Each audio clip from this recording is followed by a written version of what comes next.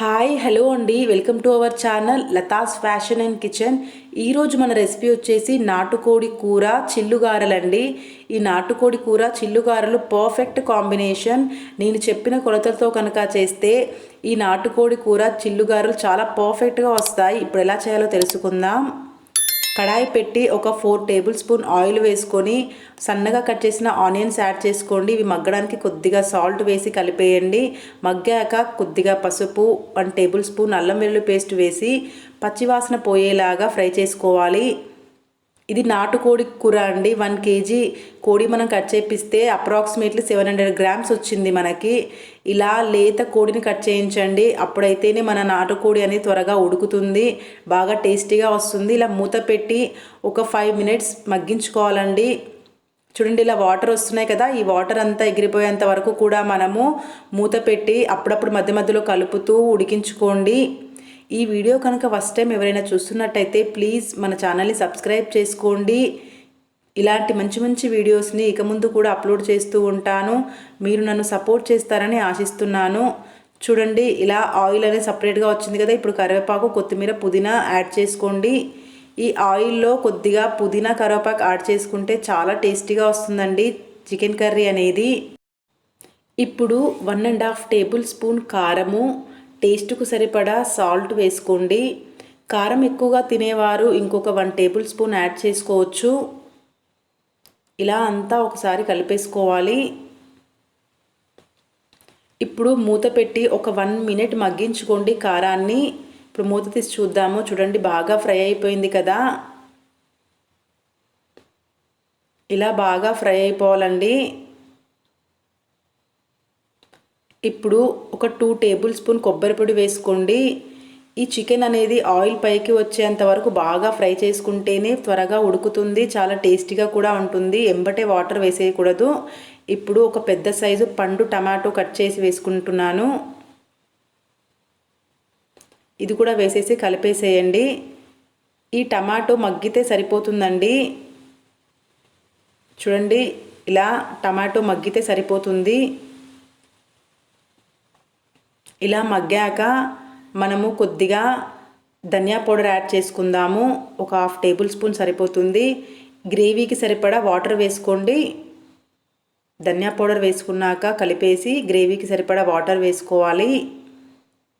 ఇలా వాటర్ వేసుకుని ఒక 15 మినిట్స్ దీన్ని మనం మీడియం ఫ్లేమ్లో ఉడికించుకోవాలి. ఈ లోపు మనం వడలు చేయడానికి ఇలా నేను ఒక 8 అవర్స్ ముందు మినపప్పు నానబెట్టాను. ఈ మినపప్పు పొట్టు మినపప్పు అండి. పొట్టు మినపప్పుతో వడలు చేసుకుంటే చాలా చాలా టేస్టీగా ఉంటుంది.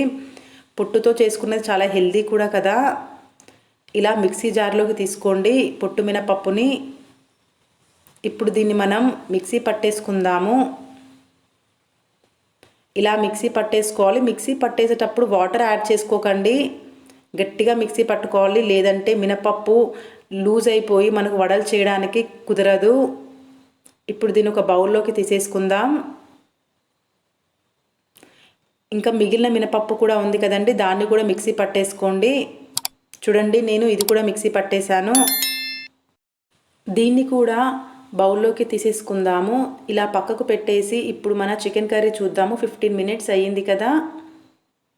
చూడండి, బాగా ఉడుకుతూ ఉంది. ఇలా ఒకసారి కలిపేసుకోవాలి. కలిపేసుకొని గ్రేవీ అనేది మనకు కరెక్ట్గా కన్సిస్టెన్సీ వచ్చేంత వరకు ఉడికించుకోవాలి. కాబట్టి దీన్ని వేరే పొయ్యి మీదకి షిఫ్ట్ చేద్దాము.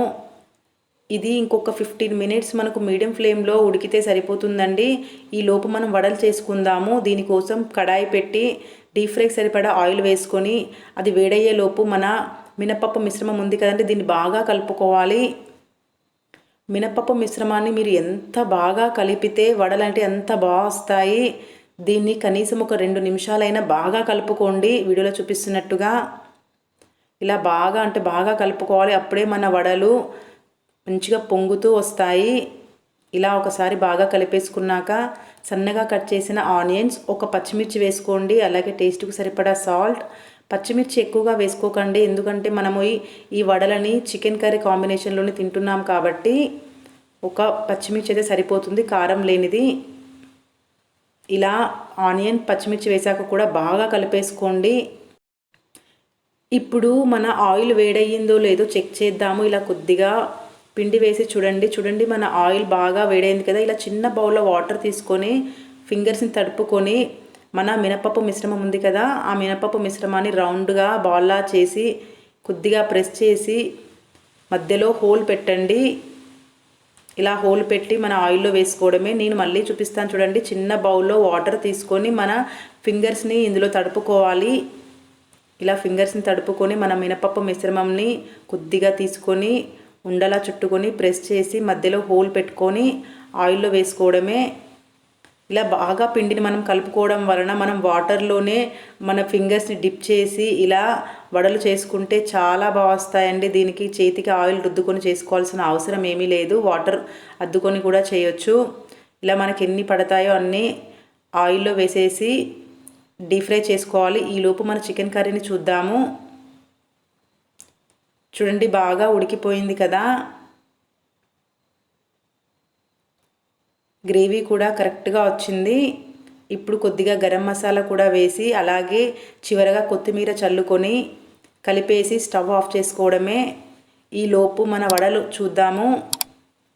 ఇలా లైట్గా కలర్ వచ్చాక టర్న్ చేయాలి.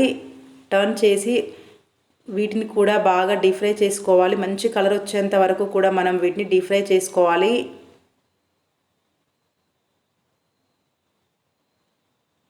వీటిని మనము లో ఫ్లేమ్లోనే డీప్ ఫ్రై చేసుకోండి. హై ఫ్లేమ్ పెట్టి డీప్ ఫ్రై చేసుకుంటే పైన బాగా కలర్ వస్తుంది కానీ లోపల అస్సలు ఉడకదండి. చూడండి బాగా డీప్ ఫ్రై చేసుకున్నాం కదా, మంచి కలర్ వచ్చాయి, గోల్డెన్ ఎల్లో కలర్. ఇప్పుడు తీసేద్దాము ఒక ప్లేట్లోకి.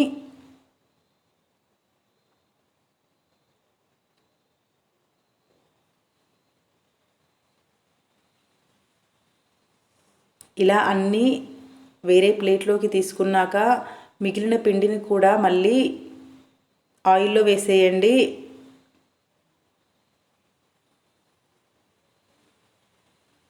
చూడండి నేను మిగిలిన పిండిని కూడా గారెల్లా చేసి ఆయిల్లో వేశాను. వీటిని కూడా మంచి గోల్డెన్ ఎల్లో కలర్ వచ్చేంత వరకు డీప్ ఫ్రై చేసుకోండి లో ఫ్లేమ్లోనే.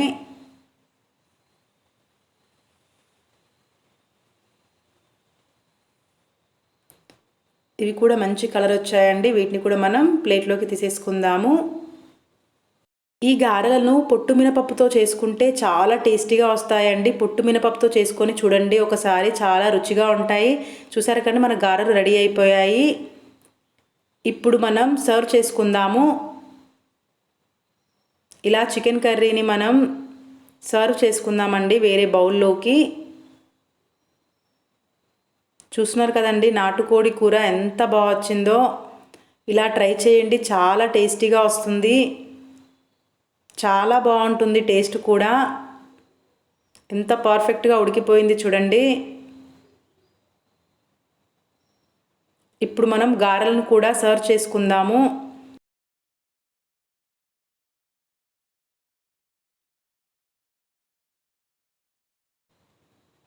అంతేనండి, మన నాటుకోడి కూర చిల్లుగార రెడీ అయిపోయింది. చూస్తున్నారు కదండి మన గారెలు ఎంత బాగొచ్చాయో. పొట్టు మినపప్పుతో చేసుకున్నా కూడా చాలా చాలా టేస్టీగా ఉంటాయండి. నేను ఒకటి కట్ చేసి కూడా చూపిస్తున్నా చూడండి, ఎంత బాగా పొంగుతూ వచ్చాయి చూడండి మన గారెలు అనేటివి. ఈ చికెన్ కర్రీ గారెలు పర్ఫెక్ట్ కాంబినేషన్ అండి. ఒకసారి మీరు కూడా ట్రై చేయండి. నాటుకోడి కూర వడలు చేసుకొని చాలా చాలా టేస్టీగా ఉంటాయి.